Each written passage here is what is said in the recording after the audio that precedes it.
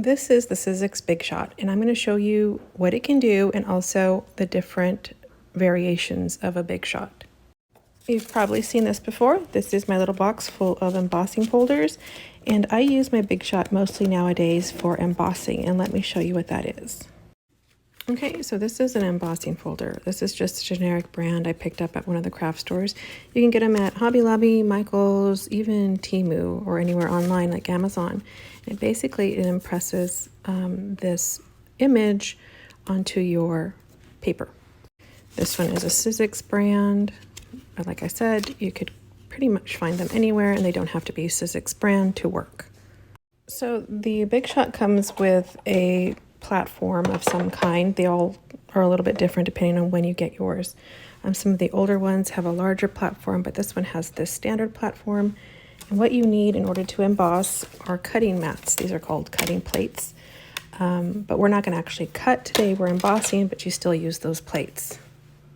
I'm going to emboss this foil cardstock, and you just put that in here on the envelope, and then you put it in between the two cutting pads or cutting plates, and it's called a sandwich at this point. This is a manual machine, so you need to turn the knob in order for it to work. They also make automatic machines, and I'll show you that in a little minute.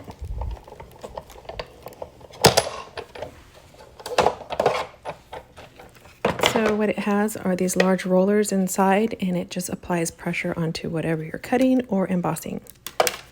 And so now we'll have an impression onto the cardstock that will reveal this design, just like that.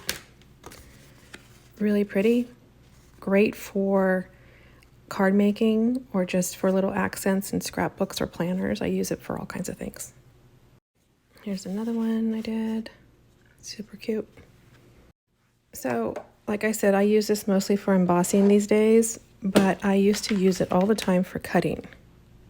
I was on the Sizzix design team for several years, and so I have a lot of these dies. These are called dies. These are the Big's dies. These are steel rule dies, and they're great for cutting very thick materials. You can cut leather, cardstock, mat board, I mean really thick stuff. You can even make your own stamps, which I've done before. A lot of those bows that you see made with faux leather are made with something like this, a big steel rule die. And more often you'll find these days these framelits. These are thinlit dies. They're very thin. You can mostly just cut paper with them, and these are great for card making, and you can also use that with the Big Shot. So I'm just going to show you really quickly how you can use the steel rule dies. And you need to make a sandwich again with a cutting mat, cutting pad, and then you just turn.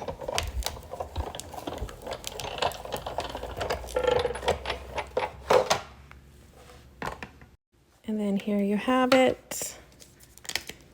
Really easily cut through this cardstock with one pass, and you can use these cutouts for all of your paper crafting. And you can also run them through with an embossing folder to add more dimension. To demonstrate these thin dies, I'll just cut one really quick.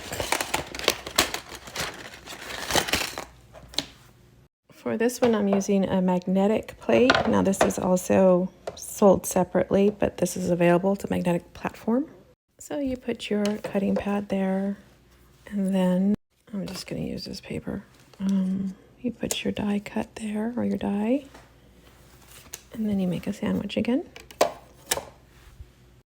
And then you turn the handle.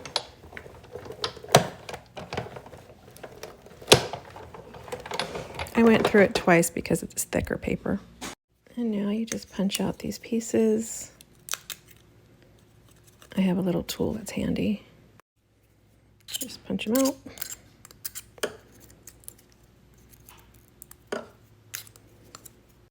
Now you have a word. It's also embossed. You can use for your cards and whatnot.